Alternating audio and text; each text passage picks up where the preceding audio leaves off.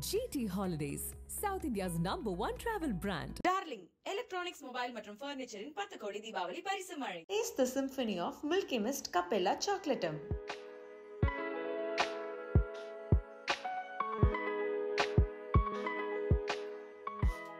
First day எல்லோரும் வந்து நம்மளை பார்த்துட்ருக்காங்க. ஃபஸ்ட்டு ஷாட் எடுக்கணும். What is that moment like? ஆக்சுவலாக நான் அப்படி நினச்சேன், இதெல்லாம் எப்படி இருக்குன்னு பார்த்தா அப்படி ஒரு விஷயமே இல்லையா? ரொம்ப சர்வசாதாரணமாக அது எனக்கு ஒரு மாதிரி பயமாக இருந்ததே இந்த இன்டர்வியூ தான். எனக்கு ஆக்சுவலாக கேமரா முன்னாடி இப்படி உட்கார வச்சு ஒரு மாதிரி நம்மளெல்லாம் அதுதான் கொஞ்சம் இப்போ ஒரு மாதிரி okay. Nelson as a producer ஃபுல்லாக இருந்தாரா? ஆக்சுவலாக சிம்பிளாக சொல்லணும் அப்படின்னா அவர் படம் மாதிரி பார்த்துக்கிட்டார், அவ்வளோதான். அதுக்கு மேலே what is a cut feeling? டெஃபினட்டாக எல்லாருமே சந்தோஷமாக கம் அவுட் வெல், ஹாப்பியாக பார்ப்பாங்க, ரொம்ப ஹாப்பியாக தேட்டர் விட்டு வெளியே வருவாங்கன்னு ஒரு நம்பிக்கை எனக்கு இருக்குது சார். அதான் சார் எனக்கு மெயின் டவுட்டு என்னென்னா, இப்போ இதெல்லாம் சொல்லி இது வந்து இது படத்துக்கு அப்புறம் சொல்லணுமா இல்லையான்னு பட் நான் சொல்கிறேன் ஜென்ரலாக. எனக்கு அங்கே தான் நீங்கள் ஸ்டக் ஆகுது. எனக்கு நீங்கள் சொன்ன அளவுக்குலாம் ஒன்றும் இல்லையாடா அப்படி அந்த மாதிரி ஆயிடுமா? நீங்கள் என்னடா இவ்வளோ பேசி அது இன்டர்வியூக்கு வெயிட் பண்ணிட்டு இருக்கீங்களா? அதுதான் இவ்வளோ பில்டப் அந்த மாதிரி மீம் கிரியேட்டர்ஸை பார்த்தாலே ஒரு பயமா இருக்கு. அதுதான். கவின் ஆஸ் அன் ஆக்டர் அவரோட பெஸ்ட் பாயிண்ட் என்ன? சிவபாலன் ஆஸ் அ டைரக்டர் அவரோட பெஸ்ட் பாயிண்ட் என்ன? எனக்கு தெரில சார். இப்போ இத்தனை வருஷமாக ட்ராவல் பண்ணதாலே என்னமோ, ப்ளஸ் எனக்கு இப்போது எப்படி சொல்கிறது, 99% அவர் என்ன யோசிப்பாருன்றது எனக்கு தெரியும். ஸோ அவருக்கு என்ன வேணுங்கிறதும் ஆல்மோஸ்ட் எனக்கு தெரியும். அண்ட் பேசி இது வேணும் அப்படி கூட அது எல்லாமே த்ரூ மைண்டே, அந்த கம்யூனிகேஷன் ரெண்டு பேரும் அந்த ஒரே பேஜில் இருக்கிறதாலையா அது எப்படிங்கிறது எனக்கு தெரில. எல்லாமே கரெக்டாக அவருக்கு ஆக்சுவலாக மைண்டில் இருக்கும் சார்.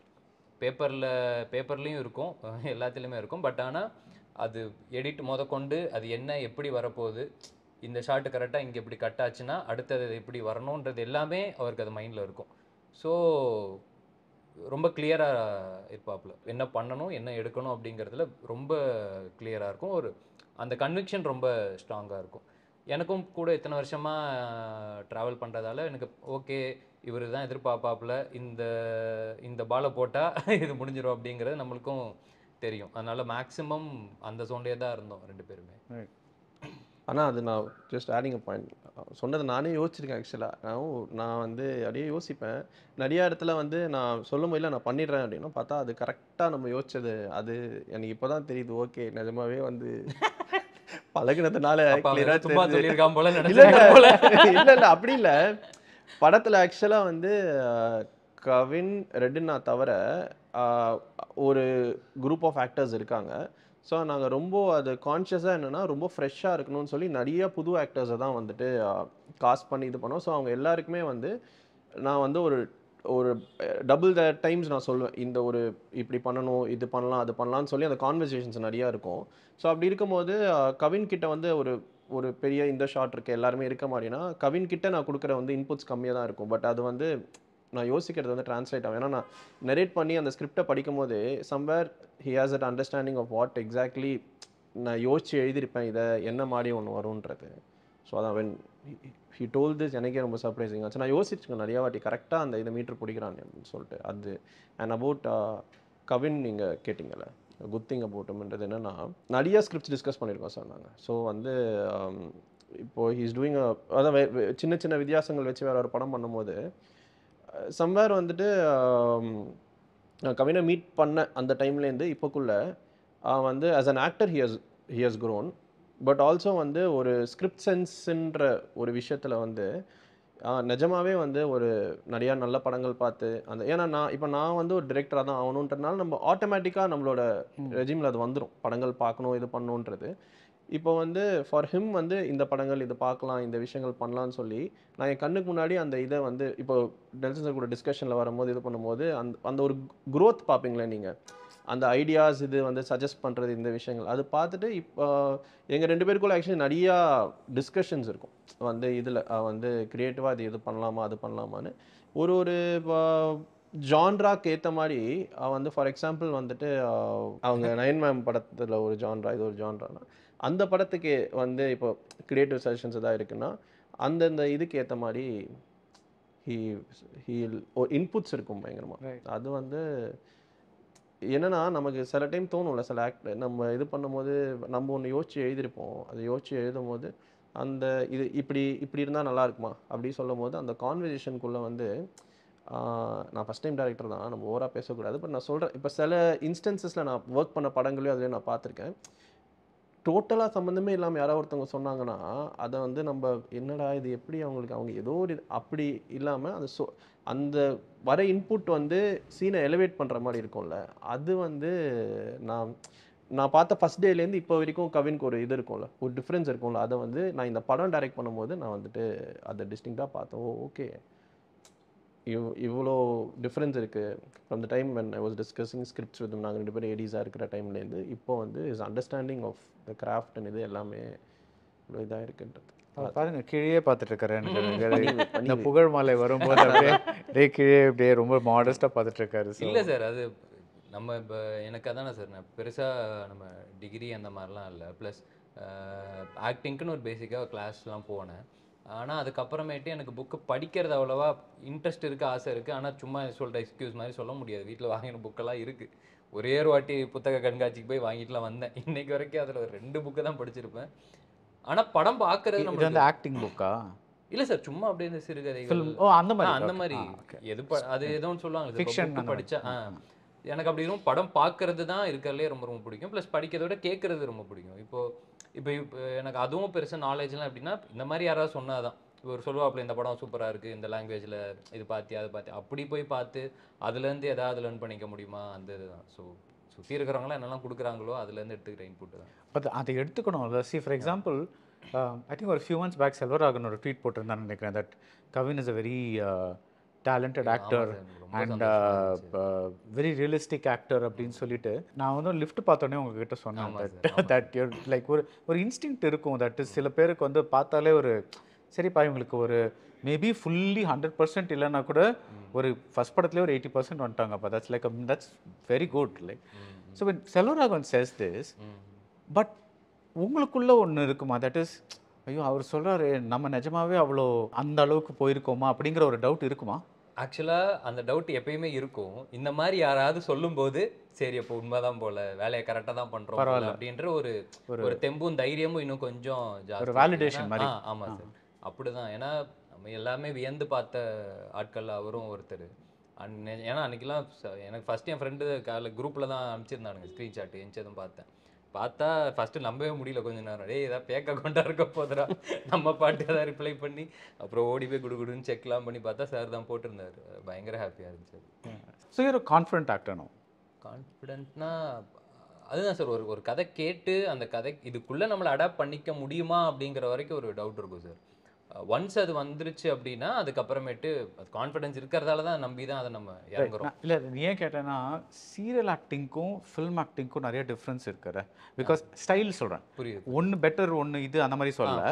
பட் அந்த அடாப்டேஷன் உங்களுக்கு கொஞ்சம் how was that process? இல்லை சார், எனக்கு ஸ்டார்டிங்லேருந்தே எனக்கு இதில் ஒரு டவுட் ஒன்று இருந்திருக்கு. ஏன்னா சீரியலுக்கு ஒரு நடிப்பு இதுக்கு ஒரு நடிப்புன்னு நான் அப்படி நடிக்கல. எனக்கு ஃப்ரம் டே 1ல இருந்தே நான் அந்த கிளாஸ்லாம் போயிட்டு இருந்த டைமில் மேக்ஸிமம் அவங்க நம்ம சொன்னதும் கற்றுக்கிட்டதும் என்னன்னா எந்த ஒரு சீனாக இருந்தாலும் எதுவாக இருந்தாலும் சும்மா நின்னா கூட அதை முடிஞ்ச அளவுக்கு எவ்வளோக்கு எவ்வளோ நேச்சுரலாக ப்ரெசென்ட் பண்ணணுன்றது மட்டும் தான் என் மைண்டில் இருக்கும். அது பயங்கர ஓவர் எக்ஸாஜரேட்டிங்கான சீனாக இருந்தாலுமே அதை நம்ம எவ்வளோ நேச்சுரலாக கொடுக்க முடியும், பார்க்குறவங்களுக்கு அதை எப்படி கன்வின்ஸ் பண்ண முடியும் அப்படிங்கிறது மட்டும்தான் மைண்டில் ஓடிக்கிட்டே இருக்கும் சார். இப்போ சீரியலில் அந்த அவங்க கொடுக்குற ஸ்கிரிப்ட் வந்து அது அந்த மாதிரி தான் அது இருக்கும். நான் முடிஞ்ச அளவுக்கு அதை எப்படி இன்னும் கொஞ்சம் கன்வின்சிங்காக ஏமாற்ற ட்ரை பண்ணலாம் அப்படிங்கிறது மட்டும்தான். டு பி ஃப்ராங்க் நம்மளுக்கே சீரியல் வந்து எப்படின்னா கதை போயிட்டே இருக்கும். திடீர்னு அன்றைக்கி ஏதாவது ரேட்டிங் டவுன் ஆயிடுச்சுன்னா திடீர்னு பார்த்தா சீன் இப்போ வேறு வரும், இது என்னடா அப்படின்னு பார்த்தா இல்லை இப்போ கதையை மாறிடுச்சு, ரேட்டிங் கொஞ்சம் இதாக இருக்கும். திடீர்னு பார்த்தா வேற ஒரு ஒன்லைன் இருக்கும், திடீர்னு பார்த்தா இப்போ இல்லை இப்போ நல்லா போயின்னு இருக்குது, அதனால் இதில் இந்த ரூட்டில் இன்னும் ஒரு 2-3 வாரம் போகலாம். ஏன்னா அவங்க வீக்லி ரேட்டிங்கில் அதெல்லாம் ஒரு டார்கெட் இதெல்லாம் பேஸ் பண்ணியிருக்கும். ஸோ நம்மளுக்கு என்னென்னா ஓகே அப்போ எப்படி வேணால் வரும். நீங்கள் சொன்ன அந்த அடாப்டேஷன்லாம் வந்து அங்கேருந்தே ஆரம்பித்தது தான். ஸோ எனக்கு இது பேஸ் சார். எந்த சீனாக இருந்தாலும் எதுவாக இருந்தாலும் ஷார்ட் ஃபிலிம் பண்ண டைமாக இருந்தாலும் எவ்வளோக்கு எவ்வளோ நேச்சுரலாக ட்ரை பண்ண முடியும். ஏன்னா நான் ஃபஸ்ட்டு இந்த காலேஜில் பண்ண ஷார்ட் ஃபிலிம்லாம் பார்க்கும்போது அங்கே தெரிஞ்சிருச்சு நம்மளுக்கு, ஓகே இது வந்து செஞ்சிருவாங்க இப்படிலாம் இருந்தால் எல்லாமே அப்படி லேர்ன் பண்ணுறது தான் சார். அதில் ரொம்ப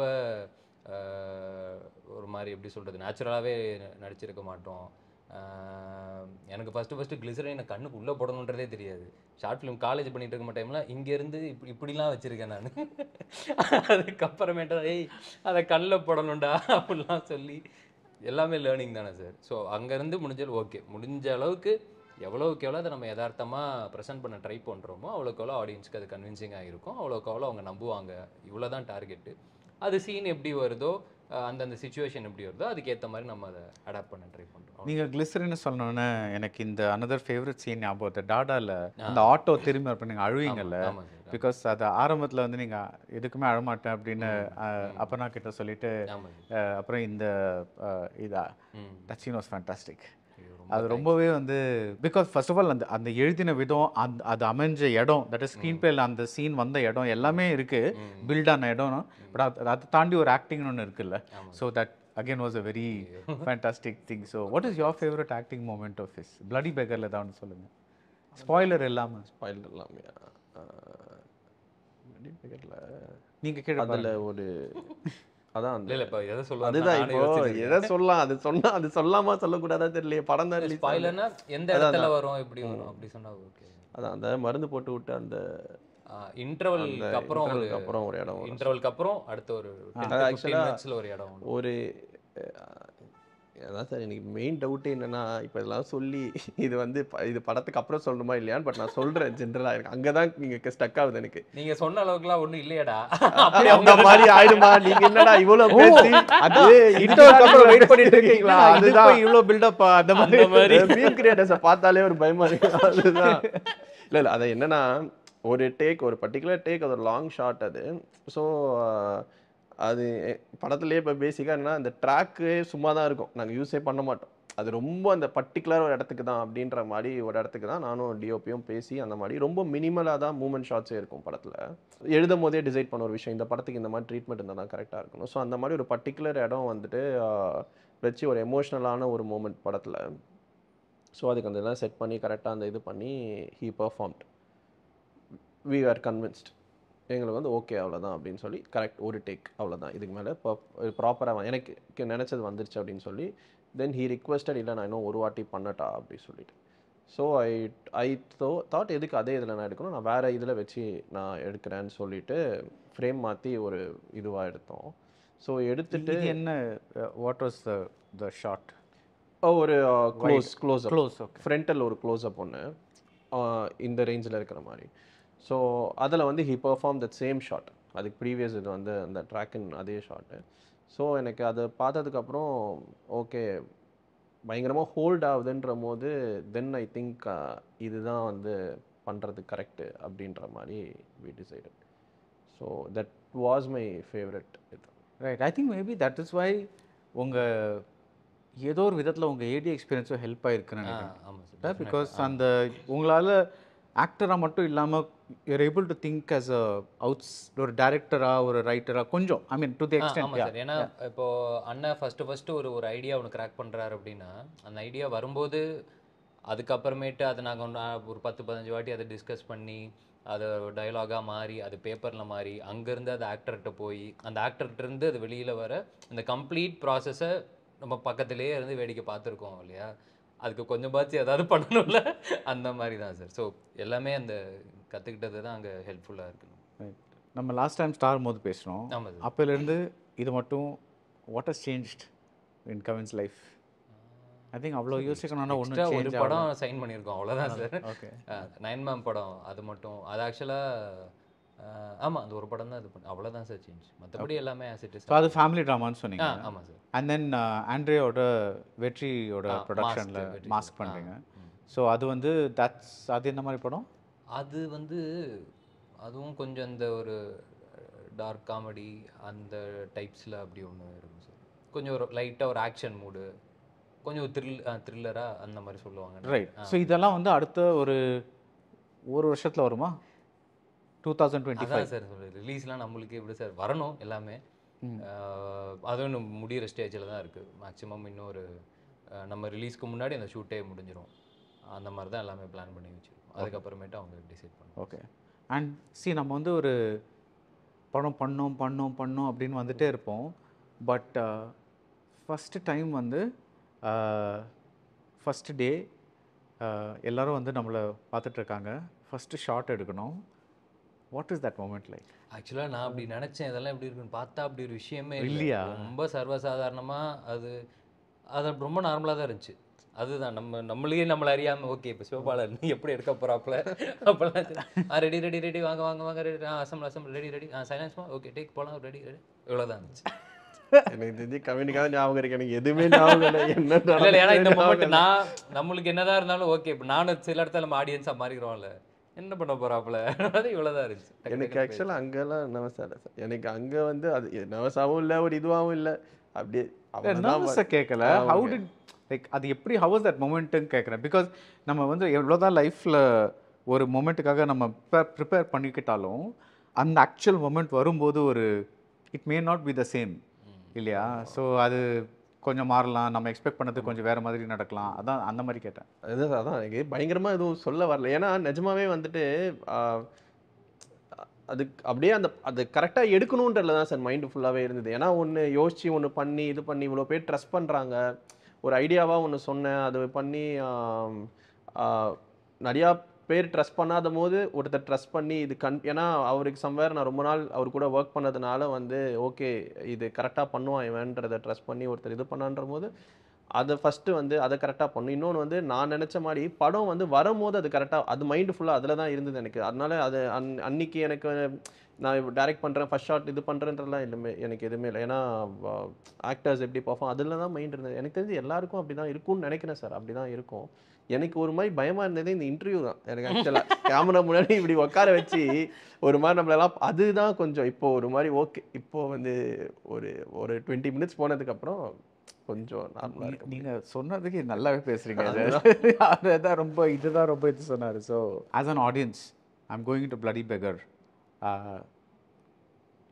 என்ன as I am expecting entertainment அதெல்லாம் இருக்குது. பட் அதை தாண்டி என்ன ஜோனில் எக்ஸ்பெக்ட் பண்ணணும் சொல்லிடுறீங்களா? ஆமாம், 2 பேருமே சொல்லணும். இதுதானே உங்கள் பாயிண்ட் ஆஃப் வியூ நீங்கள் சொல்லுங்கள், என் பாயிண்ட் ஆஃப் வியூ நான். பிகாஸ் நான் சொல்கிறேன், எனக்கு அந்த ஃபர்ஸ்ட் லுக் ரிவீல் பண்ணிங்கல்ல, அது பார்த்தப்பவும் சரி, டீசர் பார்த்தப்பவும் சரி, இது ரொம்பவே ஒரு கைண்ட் ஆஃப் அ வியர்ட் ஜோனில் ஒரு போகிற மாதிரி ஒரு படமாக இருக்குது. தட் இஸ் இப்போ வந்து சில படங்கள்லாம் நல்ல கருத்து கொடுத்துட்டு நீங்கள் நல்லா இருங்க, நீங்கள் வெளியே போகிறப்போ நீங்கள் நல்லவங்களா மாறிடுவீங்க, அந்த மாதிரி இருக்கும்ல.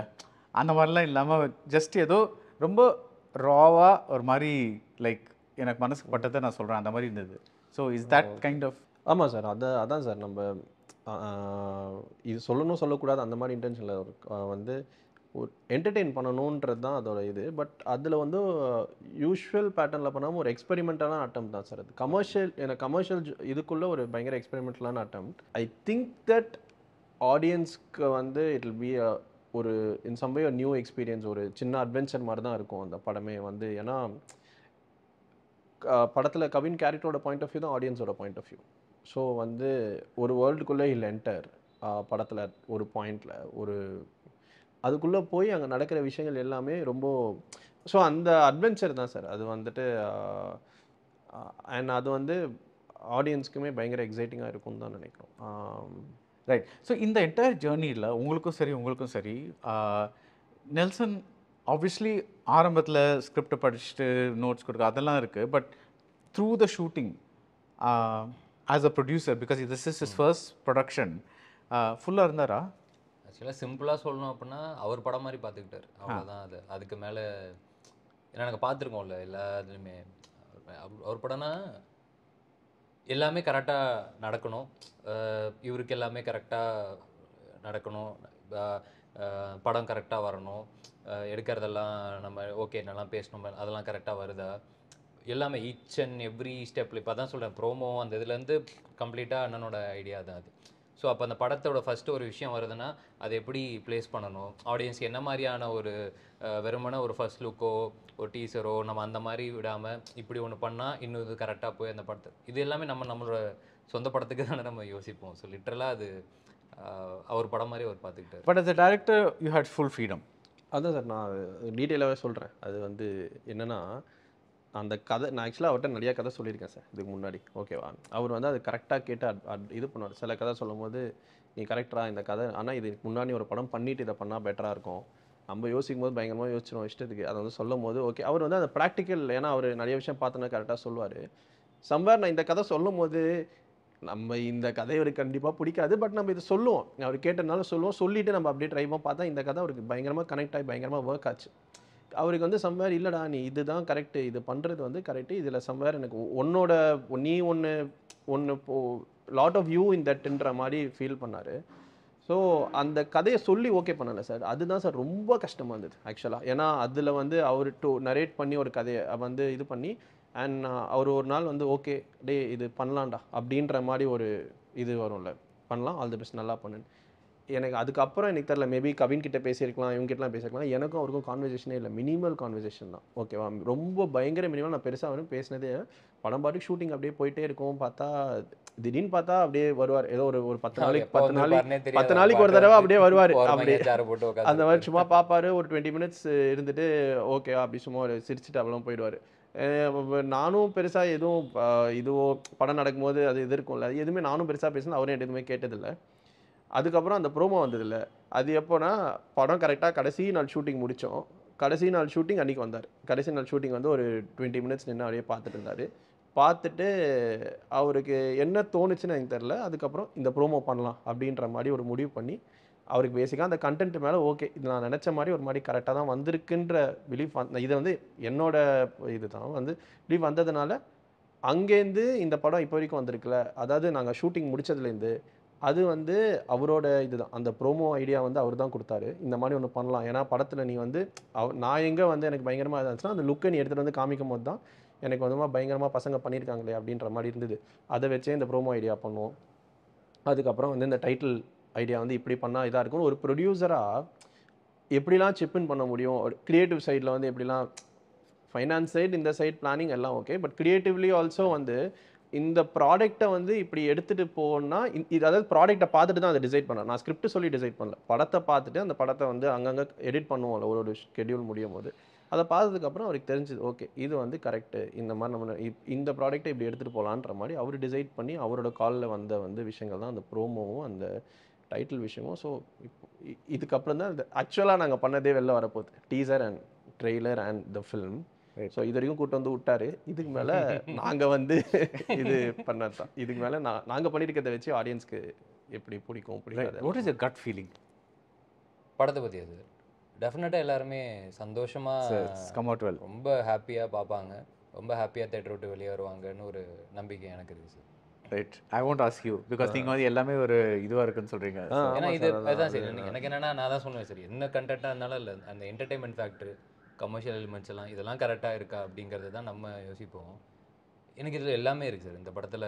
என்ன அதுவும் இப்போது ஏன்னா தீபாவளிங்கிறதுலாம் பிளானே கிடையாது, இப்போ அதுவும் ஆடட் பிளான்றதுனால இப்போ நம்ம எப்போயுமே யோசிப்போம்ல சார், ஒரு தீபாவளிக்கு ஒரு படம், ஒரு பொங்கலுக்கு நம்ம இப்படி ஒரு படம் பார்க்கணும் அப்படின்னப்போ, ஸோ அப்படி இருக்கும்போது எல்லா எலிமெண்ட்ஸும் இருக்கிற ஒரு படமாக இருக்கும் டெஃபினட்டாக. அதில் அந்த என்டர்டெயின்மெண்ட் வந்து அந்த ஜோன் இருக்கும், எமோஷன்ஸ் வாட் எவர் என்னென்னலாம் நம்ம ஒரு படத்துக்கு எதிர்பார்த்து திருப்தியாக போய் பார்த்துட்டு வரணும்பா அப்படின்னு நினச்சி போகும்போது ஃபேமிலியோடையும் வரலாம், அந்த மாதிரி தான் இருக்கும். நீங்கள் சொல்கிற வியர்ட்னஸ்லாம் இருந்தாலுமே கூட டெஃபினட்டாக அதில் ஃபேமிலியோடு இருந்து எல்லாரும் இல்லை. பட் நெல்சனோட படங்கள்லேயே அந்த வியர்ட்னஸ் தான் இன்ட்ரெஸ்டிங். பிகாஸ் இப்போ டாக்டரில் பார்த்தீங்கன்னா இல்லை கோலமாக்கோக்கில் பார்த்தீங்கன்னா ஆக்சுவலி ட்ரக்ஸை பற்றின ஒரு படத்தில் அது ஒரு ஃபேமிலிக்கு இது you immediately won't connect because நீங்கள் உடனே பிரேக்கிங் பேட் அந்த மாதிரி எதாவது நினைக்க ஆரம்பிச்சிங்க. பட் இது ஆக்சுவலி ஒரு ஃபேமிலி ஃப்ரெண்ட்லி ட்ரக் காமெடி. அது லைக் ஒரு யூனோ லைக் எனக்கு டாக்டர்லேயே ரொம்ப நான் ஆக்சுவலி இது சிரிக்கக்கூடாத விஷயம் பிகாஸ் கடைசியில் எல்லாரையும் போட்டு எரிக்க பார்க்குறாங்க அந்த இதில் தள்ளி. But it's very funny because அதான் நம்ம அது actually it's horrible thing because உயிரோட எரிக்க பார்க்குறாங்க. பட் அது ஆக்சுவலி அதை பார்த்துட்டு சிரிப்பு வருது. So that's kind of weird, you know. That அந்த வியர்ட் தான் சொன்னேன். லைக் இவரும் இந்த பெக்கரும் ஃபேமிலி ஃப்ரெண்ட்லி தான் சார். ஆமாம், எரிக்க பார்ப்பாங்களா? அவன் பண்ணுவா சார். அதான் பிச்சைக்காரனா நம்ம நார்மலாக ஆக்சுவலாக எதுக்குமே வழி இல்லாத கஷ்டப்படுறவங்க தானே சார் பிச்சை எடுப்பாங்க. ஆனால் இவன் ஃபிலாசபி, இவன் ஓனாக ஒன்று பேசியிருப்பான், பிஹேவியரும் ஆளும் கொஞ்சம் நக்கலாக தான் இருக்கும். அந்த மாதிரி இருக்கிற ஒரு ஆள் ஆனால் ஒரு பண்ணுற நக்கலுக்கெல்லாம் ஒரு இடத்துல மாட்டினா என்ன ஆகும் அப்படிங்கிற ஸோ அந்த 2 கான்ட்ராஸ்ட்டுமே இருக்கும் சார். இப்போது ஸ்டாரில் ஒரு டயலாக் வரும். அதுவும் நான் ஒரு வாட்டி நினச்சி பார்த்தேன், தகுதிக்கு மீறி ஆசைப்பட்டுட்டோமோன்னு தோணுது அப்படின்ட்டு ஒரு இது வருது. அது எப்பயாவது உங்கள் லைஃப்பில் யோசிச்சிருக்கீங்களா? நிறைய வாட்டி. இது எங்கள் அண்ணன்ட்ட தான் கேட்டிருக்கேன் வேறு. அந்த ஃபஸ்ட்டு படம் டிலே ஆச்சுல சார், ரிலீஸ் டிலே ஆகும்போது அப்போது நம்மளுக்கு நீங்கள் சொல்ல மாதிரி எல்லா செல்ஃப் ஜட்ஜ்மெண்ட்டெல்லாம் நம்ம கான்ஃபிடென்ஸ்லாம் சுக்குநூறாக உடஞ்சிரும். எதெல்லாம் நம்பியிருப்போமோ தரமட்டமாக இருக்கும். லிட்டரலாக ஐயோ அப்போ நம்ம யோசிச்சு எல்லாமே தப்பா அப்படின்னு ஒரு பெரிய ஒரு கொஸ்டின் மார்க்காக நிற்கும் போது அப்போது அண்ணன்ட்ட தான் ஆப்வியஸாக வந்து கேட்டேன், இங்கேயே இருக்கவா திருச்சிக்கு துபாய்க்கு போயிடலாமா, அந்த மாதிரியான ஒரு மொமெண்ட்டு தான். அப்போ அவர் சொன்னது அதுதான். சரி ஓகே இப்போ ஊருக்கே போகிறேன், என்ன பண்ணுவேன் தெரில. அப்போ இதை நம்பி ட்ரஸ்ட் பண்ணி இறங்கியாச்சுல்ல, அவ்வளோதான். அது திருப்பிலாம் பார்க்கவே கூடாது போயின்னு. ஏன்னா எனக்கு என்னென்னா நான் கேட்ட ஆளே வந்து அவரே ஒரு பெரிய லைஃப் லெசன். அவரோட ஃபஸ்ட்டு படம் என்ன ஏதுன்றது எல்லாருக்குமே தெரியும். அவர் லிட்டரலாக ஏன்டா இவ்வளோதான்டா, அது நம்ம நின்றுக்கிட்டே இருக்கணும், நடந்துக்கிட்டே இருக்கணும், அவ்வளோதான். அதை ட்ரஸ்ட் பண்ணி அட் த சேம் டைம் நம்ம சும்மாவும் இருக்கக்கூடாது, லேர்னிங் ஏதாவது ஒன்று இருந்துக்கிட்டே இருக்கணும். அந்த இது மாதிரி தான் வார் எப்போ வேணால் வரும், ஆனால் எப்போ வந்தாலும் நம்ம சண்டை போடுறதுக்கு ரெடியாக இருக்கணுன்ற மாதிரி we should be ready at any moment அப்படிங்கிறது தான். திடீர்னு ஒரு நாள் சான்ஸ் கிடச்சிரும், அன்றைக்கி ஐயோ இப்போ நம்ம ரெடி ஆகலைன்னா அப்படி இல்லை, அது வரும், ஒரு நாள் வரும். அது வரைக்கும் நம்ம சர்வே பண்ணிக்கிட்டே அப்படியே போயிட்டே இருந்தோம்னா அங்கேருந்து அதை அப்படியே பிடிச்சி போயிடலாம் அப்படின்றது தான். ஸோ அப்படி ஒரு மிகப்பெரிய லைஃப் லெசனை கொடுத்ததும் அண்ணன் தானே. ஸோ கடைசியில் அட்வைஸ் ஃப்ரம் அன் அச்சீவர் அப்படின்னு ஒரு கொஷின் இருக்குது. தட் இஸ், இன்றைக்கி வந்து ஒருத்தர் வந்து கவின் ஆக பார்க்குறாரு, நாளைக்கு வந்து ஒருத்தர் வந்து ஒரு ஃபஸ்ட் டைம் டைரக்டர் ஆக பார்க்குறாரு. What are you going to tell them? Sir என்ன மாதிரிலாம் ஆக வேண்டாம் சார். ஏன்னா நம்ம வந்து நம்மளுக்கு தனியாக ஒரு ஐடென்டிட்டி கிடச்சி நம்மளுக்கு இப்போ சம்பாதிக்கிறதுக்கு தான் இந்த தொழிலுக்கு வந்தோம். எனக்கு என்னென்னா பார்க்குற வேலை சம்பாதிக்கிறது தான் வந்தாங்களா?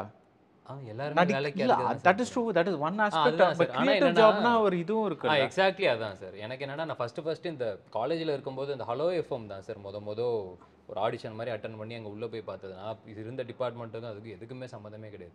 அங்கே அந்த ஸ்டுடியோக்குள்ளே போய் பார்க்கும்போது எனக்கு இருந்த ஒரு இது வந்து திருச்சியில் நான் எக்ஸிபிஷன் பார்க்கும்போது எனக்கு ஒரு கிடைச்ச சந்தோஷம். எனக்கு அதுக்கடுத்து திருப்பி அது ஒரு ஹலோ எஃப்எம் ஸ்டுடியோவில் தான் கிடைக்குது. எனக்கு என்னென்னா பார்க்கும்போது சூப்பராக இருக்குது, எல்லோரும் ஜாலியாக இருக்காங்க, பேசுகிறாங்க, விளையாடுறாங்க, அங்கே கேம்ஸ் எல்லாம் இருக்குது, டக்குன்னு இது பண்ணால் போய் டீ குடிக்கிறாங்க, எல்லாமே இதெல்லாம் இருக்குது. ஆனால் இதுக்கு சம்பளம் தராங்க.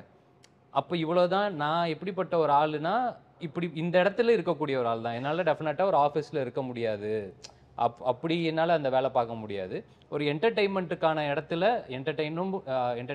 என்டர்டெயினும் பண்ணி அதுக்கேற்ற மாதிரி நான் சம்பளமும் வாங்கிக்கணும், இப்படி ஒரு ஆளாக தான் இருக்கணுன்றது டிசைட் ஆனது அந்த ஒரு இடம்.